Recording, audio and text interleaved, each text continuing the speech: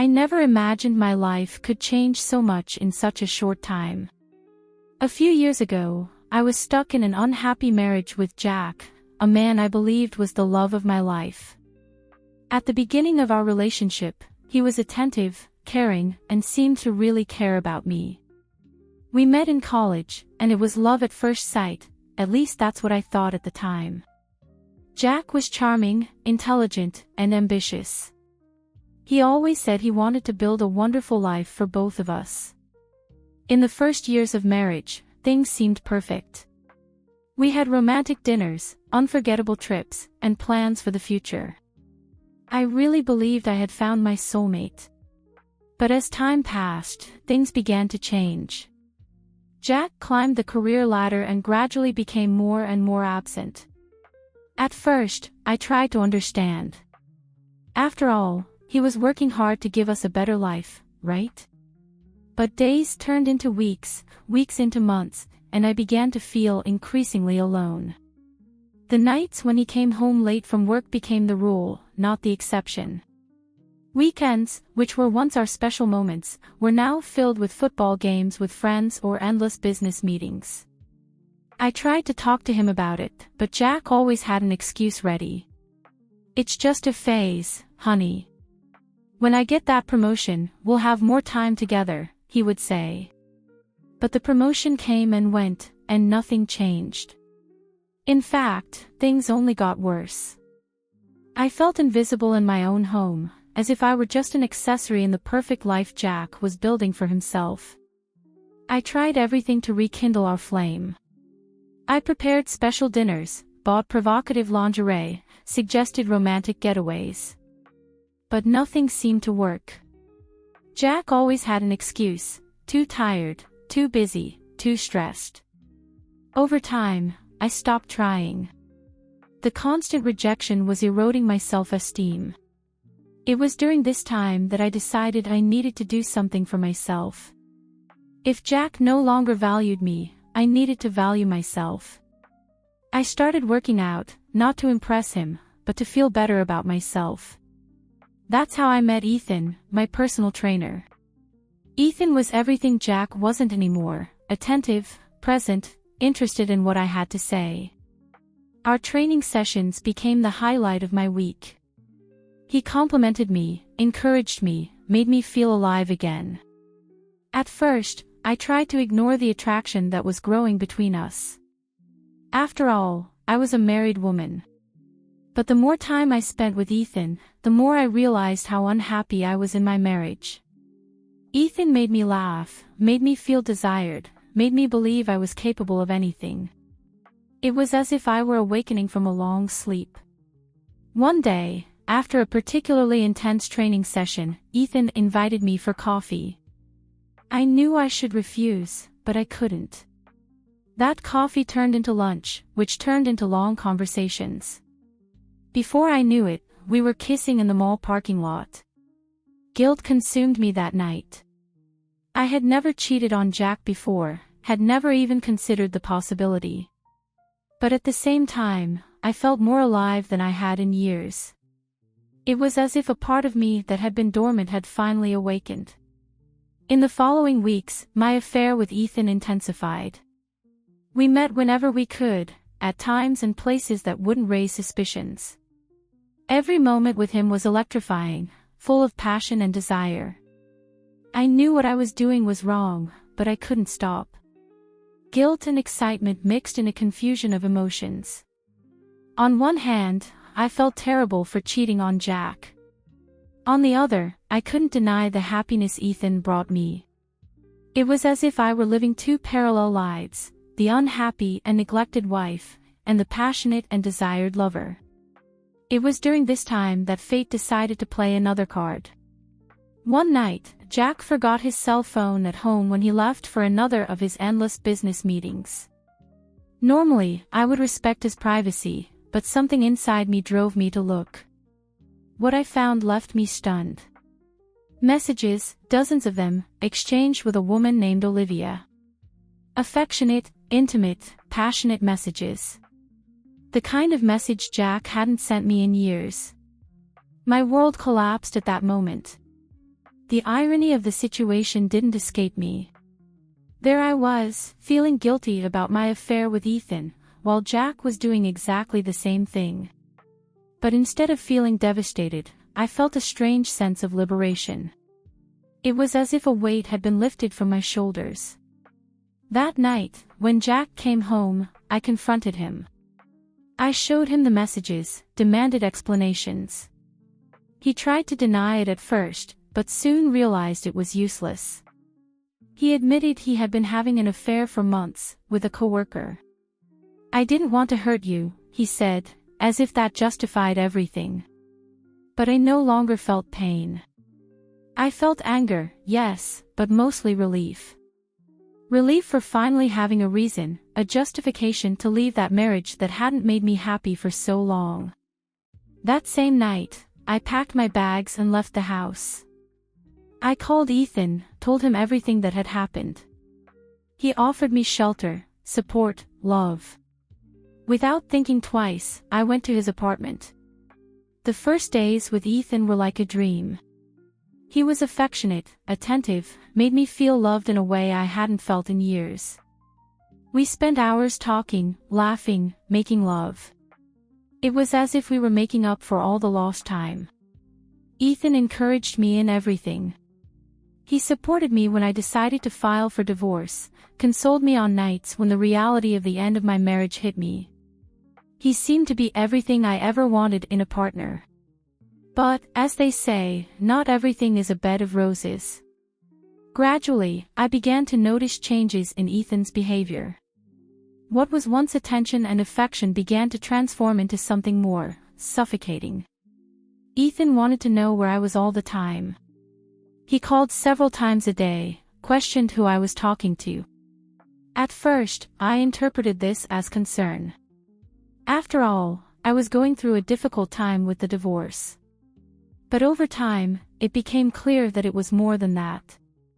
He began to control my schedules, to question my friendships. Even my clothes became a reason for discussion. "Why do you need to dress like that?" he would ask, in a tone that mixed jealousy and possessiveness. Gradually, that apartment that once seemed like a refuge began to feel like a prison. I had left one suffocating relationship only to enter another. The irony of the situation didn't escape me. 3 months passed in this dynamic. 3 months of intense love mixed with excessive control and jealousy. 3 months in which I tried to convince myself that it was just a phase, that Ethan would change, that things would improve. But one afternoon, while Ethan was at work, I had an epiphany. I looked around and realized I no longer recognized the woman I had become. Where was that strong woman who had decided to value herself? Where was the independence I had fought so hard for? At that moment, I made a decision that would change my life forever. I decided it was time to be alone. Not out of anger at Ethan or Jack, but out of love for myself. I realized I had jumped from one relationship to another without giving myself the necessary time to heal, to grow, to rediscover myself. With a heavy heart, but determined, I started looking for apartments. I used the money I had saved, the result of years of secretly saving, a precaution that now proved wise, and rented a small apartment in the city center. When I told Ethan about my decision, he didn't react well. There were shouts, accusations, even some tears. He didn't understand why I wanted to leave him, why I couldn't simply be happy with him. I tried to explain that it wasn't about him, it was about me, about my need to find myself. But he couldn't, or wouldn't, understand. The move was difficult, both emotionally and physically. Leaving behind the security of a shared home, facing the loneliness of an empty apartment, was scary. But at the same time, it was liberating. On the first nights alone, I cried. I cried for the end of my marriage, I cried for the relationship with Ethan that didn't work out, I cried for all the years I spent nullifying myself in the name of love. But I also cried with relief, with hope, with possibilities. Gradually, I began to rediscover who I was. Without the pressure of pleasing a neglectful husband or a controlling boyfriend, I could explore my own interests and passions. I resumed old hobbies, like reading and painting, which I had abandoned over the years. It was during this period of self-discovery that I had an idea that would change my life.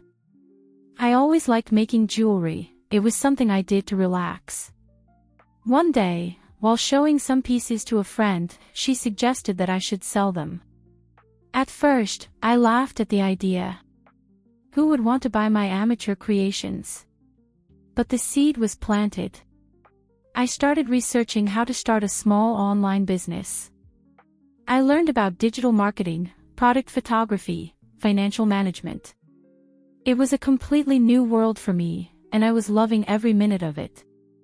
I created an online store, started posting photos of my creations on social media. At first, sales were few, but each order was cause for celebration. Gradually, I gained followers, loyal customers. My little hobby was turning into a real business. The process of creating jewelry, of transforming ideas into tangible pieces, was incredibly therapeutic. Each necklace, each pair of earrings, each bracelet was an expression of my creativity, my individuality. It was as if, through my creations, I was rebuilding myself. As my business grew, my confidence also increased. I began to see myself differently. I was no longer the neglected wife or the controlled girlfriend. I was an independent woman, an entrepreneur, someone capable of creating something from nothing. This new confidence was reflected in all aspects of my life. I started dressing in a way that made me feel beautiful and comfortable, without worrying about what others would think. I started taking better care of my health, not to impress anyone, but because I deserved to feel good. I went back to working out, but this time in a gym where I was just another student, without the pressure of a personal trainer who had become my boyfriend. I discovered the pleasure of running outdoors, of meditating, of practicing yoga. My body and mind were stronger than ever. Of course, not everything was perfect. There were days when loneliness weighed heavily, when I questioned my choices. Days when I caught myself thinking about Jack or Ethan, imagining how things would have been different. But in those moments, I took a deep breath, looked around, at the home I had built for myself, at the jewelry I had created with my own hands, and remembered how much I had grown. One of the most valuable lessons I learned during this period was how to deal with the past without resentment. At first, I had a lot of anger towards Jack for his years of neglect, towards Ethan for his controlling behavior.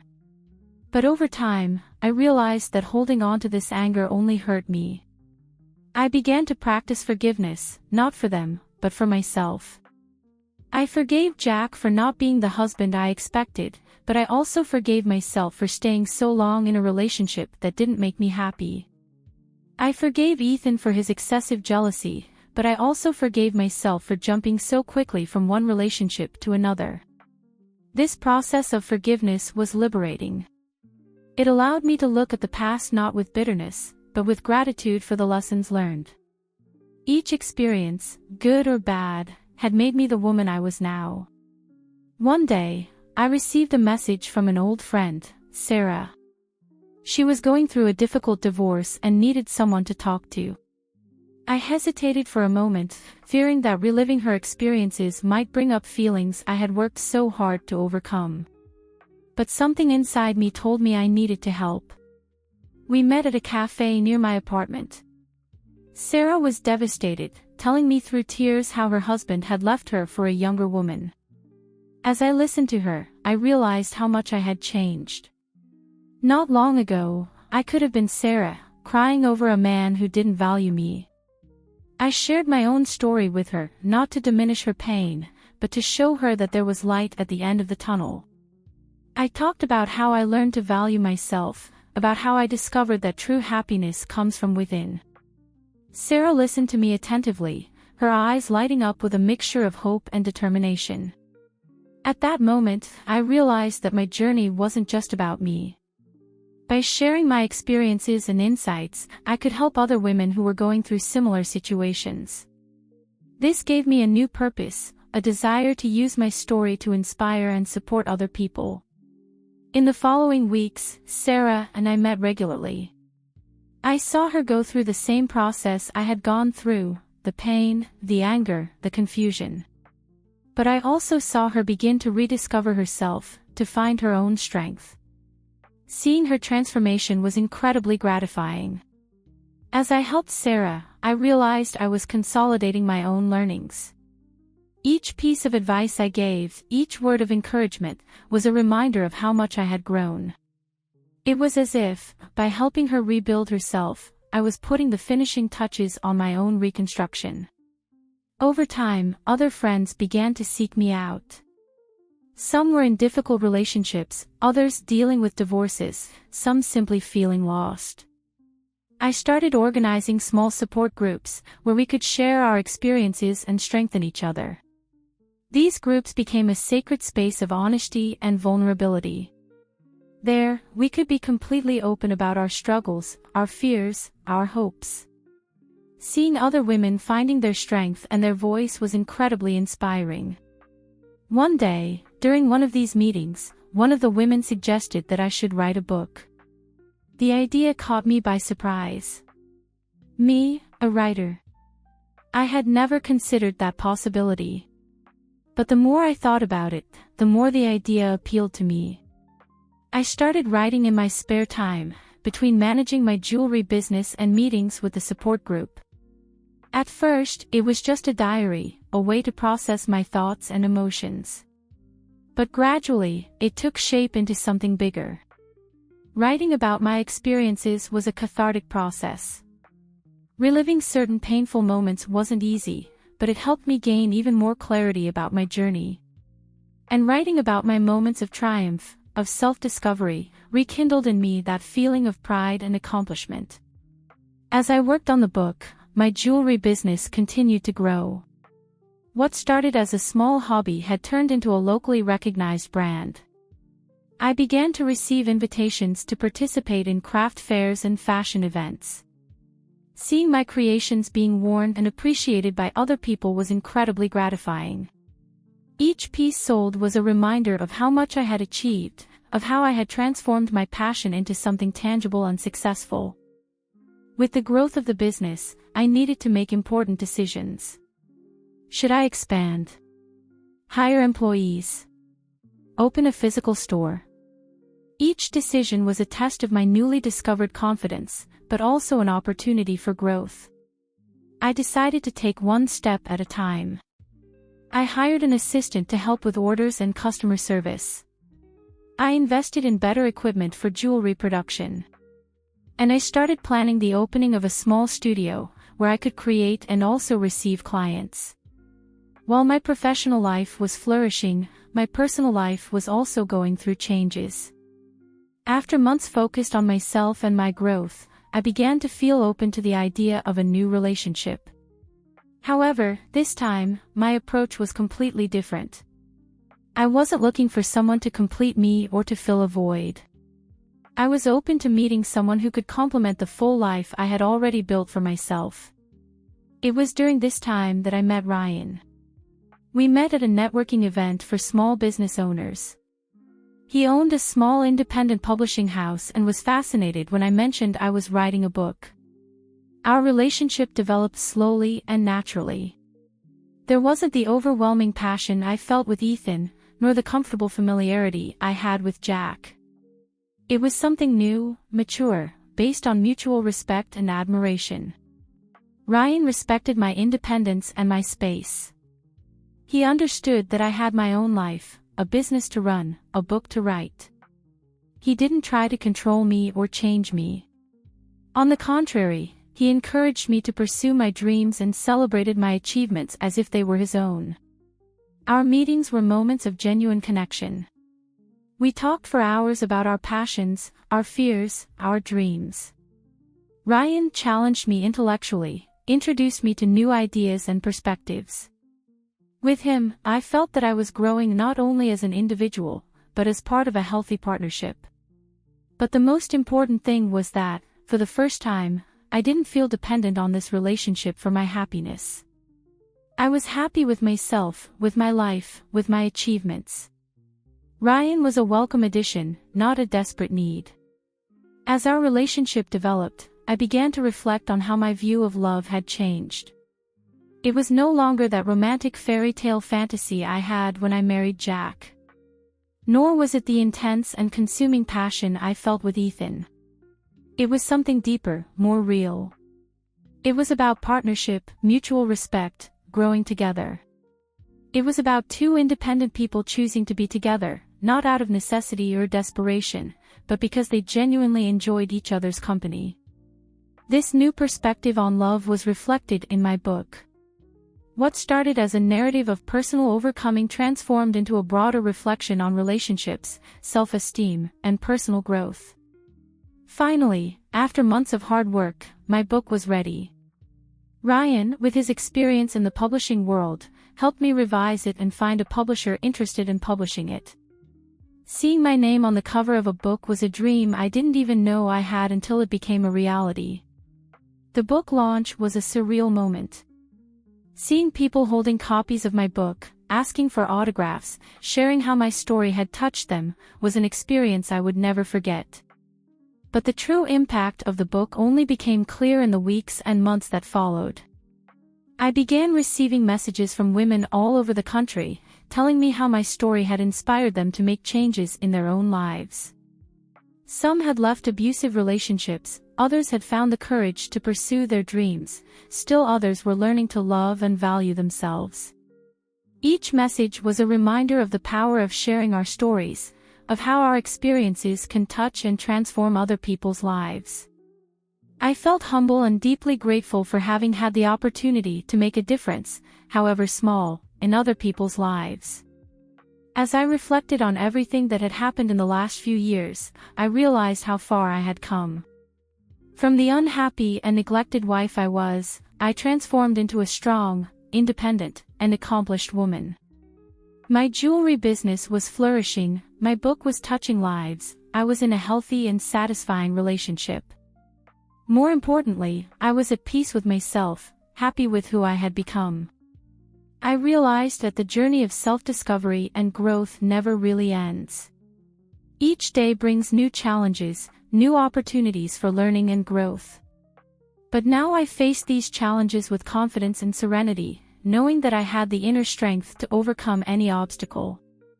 Looking to the future, I felt full of hope and enthusiasm. I didn't know exactly what tomorrow held for me, but I knew I was prepared to face it. I had learned that true happiness doesn't come from perfect relationships or external successes, but from within ourselves. My story of betrayal and infidelity had transformed into a story of self-discovery, growth, and empowerment. And this story, I realized, was far from over. Each new day was a new chapter, a new opportunity to grow, to love, to live fully.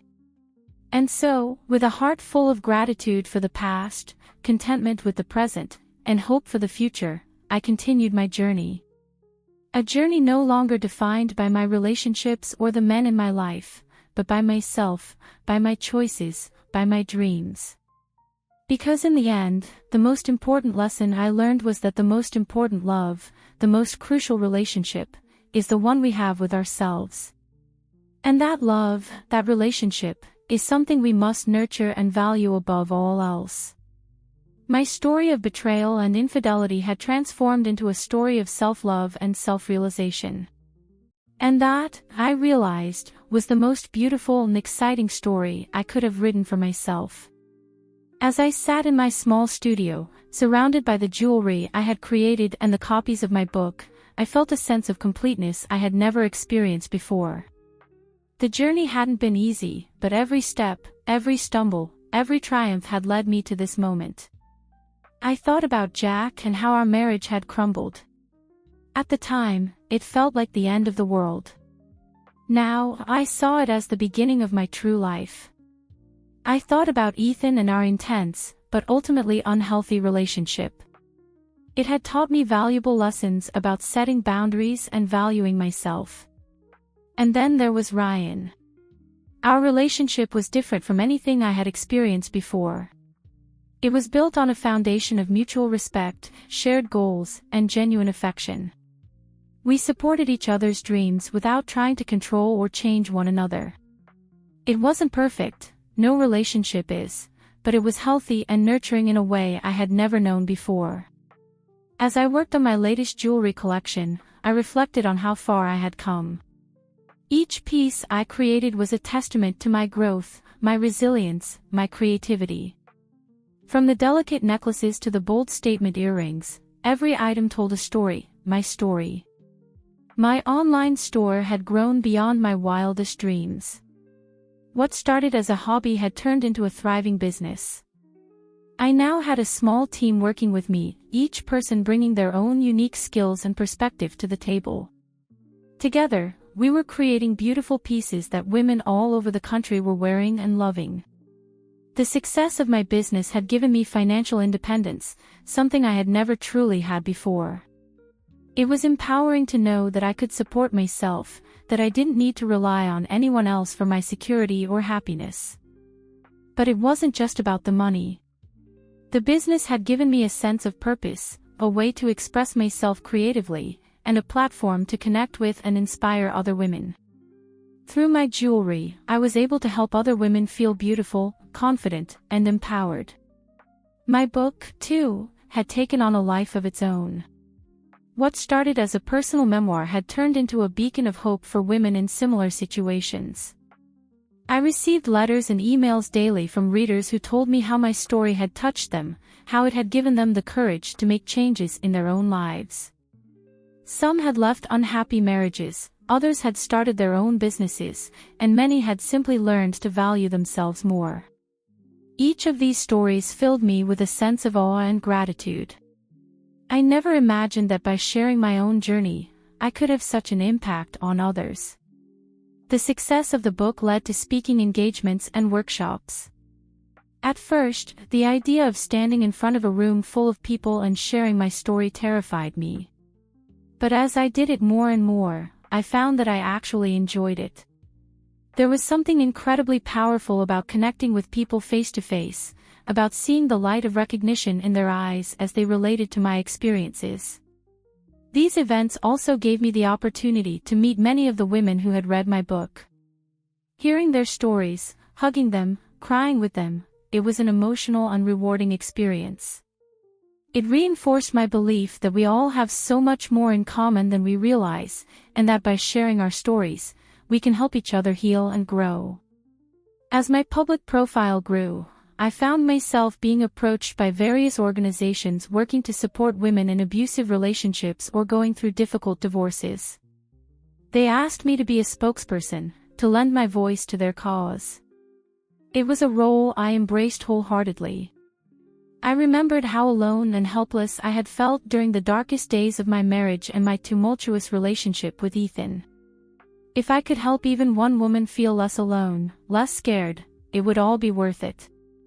Working with these organizations opened my eyes to the larger issues surrounding domestic abuse and women's empowerment. I began to educate myself more on these topics, reading books, attending seminars, and having long discussions with experts in the field.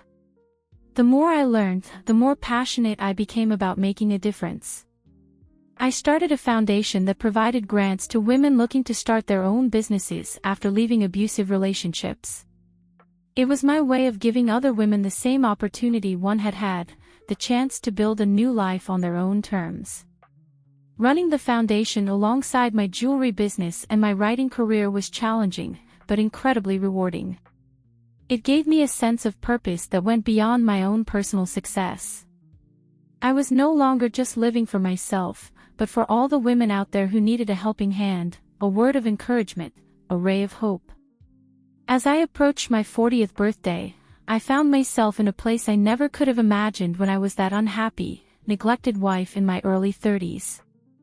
I was successful, yes, but more importantly, I was fulfilled. I had a career I loved, a relationship based on mutual respect and support, and a purpose that went beyond my own personal happiness. Ryan and I had discussions about marriage, but we were in no rush. We both understood that a piece of paper didn't define our commitment to each other. What mattered was the life we were building together, the dreams we shared, the support we gave each other. We had also talked about having children. It was something we both wanted, but we also knew that it would be a big change in our lives. We decided to take it one step at a time, to let things unfold naturally. As I blew out the candles on my 40th birthday cake, surrounded by friends, family, and Ryan, I made a wish. Not for success or wealth or fame, I had already achieved more than I ever thought possible in those areas. No, I wished for the strength to continue growing, learning, and helping others. I wished for the wisdom to appreciate each day, each challenge, each triumph. I wished for the courage to keep sharing my story, in hopes that it might continue to inspire and empower others. Looking around the room at the smiling faces of the people I loved, I felt a wave of gratitude wash over me. Each person there had played a part in my journey, had supported me, challenged me, helped me become the woman I was today. There was Sarah, my friend who had been going through her own difficult divorce when we reconnected. She was now happily remarried and had started her own successful catering business. Seeing her radiant smile, I felt proud of the role I had played in her journey. There was my assistant, Emma, who had started working for me when my jewelry business was just taking off. She had grown alongside the business, becoming not just an employee but a trusted friend and confidant. Her dedication and creativity had been instrumental in the success of our latest collections. And of course, there was Ryan, standing by my side as he had been for the past few years. His unwavering support, his belief in me, his love, they had all been crucial in helping me become the person I was today. As the party wound down and guests began to leave, Ryan pulled me aside. He had a glint in his eye that I recognized, the one he got when he was particularly excited about something. "I have a surprise for you," he said, grinning. He handed me an envelope. Curious, I opened it. Inside was a brochure for a beautiful beachside property. I looked at Ryan, confused. "I know we've talked about expanding the business," he explained. "And I know you've always dreamed of having a place where you could combine your jewelry making with your work helping other women. Well, I think I've found the perfect place." As I flipped through the brochure, I saw what Ryan meant. The property was spacious enough to house a jewelry workshop, a small retail space, and even accommodations for women who needed a safe place to stay while rebuilding their lives. I felt tears welling up in my eyes. It was perfect. More than perfect, it was a dream I didn't even know I had until that moment. "Ryan, this is..." "I don't know what to say," I stammered. He took my hand, his eyes serious now. "You've accomplished so much, helped so many people. I thought it was time for you to have a place that could be a physical manifestation of everything you've built. A place where you can create, teach, heal." I threw my arms around him, overwhelmed with emotion. In that moment, I realized that this partnership, this shared vision, this mutual support, this was what love truly meant. As we stood there, surrounded by the remnants of my birthday celebration, I felt a sense of excitement for the future. This new property represented not just a new chapter in my business, but a new phase in my life's mission. I thought about all the women who might find refuge there, all the creativity that might be nurtured, all the healing that might take place. I thought about the jewelry we would create, the stories we would share, the lives we might touch. And I realized that my journey, the one that had begun with betrayal and heartbreak, had led me to this moment. Every painful experience, every difficult decision, every small triumph had been a step on the path to where I stood now.